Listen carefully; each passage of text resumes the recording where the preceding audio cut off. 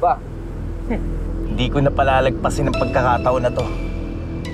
Kailangan tapusin ang trabaho. Basta. Mag-a-apply na lang ako sa ibang restaurant. Madami naman dyan. Yun, tama. Bukas na lang. Sasamahan kita. Ito. Mag-order na lang ulit ako ng juice. Siya ka ba yan? Parang mataba nga. Parang mas gusto ko yung, tamarind juice. Pineapple kasi ito Sige na, naiiyak ako. Sira lang ako, kuya. Sisiyad din ako. Gaya-gaya ka, no? Bakit? Sasabi mo pa ito. Parang... Ay, ate. Din ayan ng siyar sa bayiman? Doon po, ma'am. Salamat po. Ay, pwede ba din pang lalaki din, kuya eh?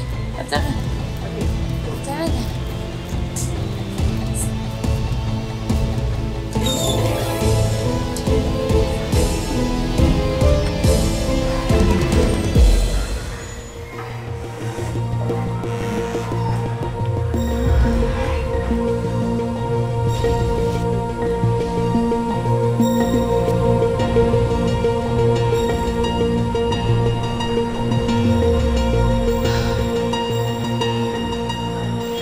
Nakakainis! Alam niyo, palpak talaga yung kinuha natin para sumira doon sa mukha ni Tata eh. Hanggang ngayon, di niya nagagawa yung trabaho niya. Don't worry. Ngayon ang deadline na binigay ko sa kanila.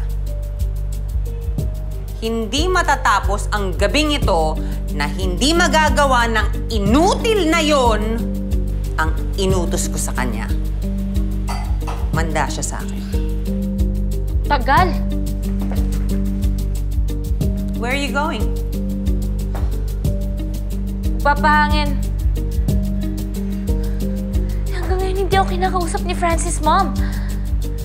At alam kong hindi maayos yung relasyon namin hanggat hindi nasisira yung mukha ng tatang yan. Sabi mo nga doon sa inutusan natin, bilisan niya.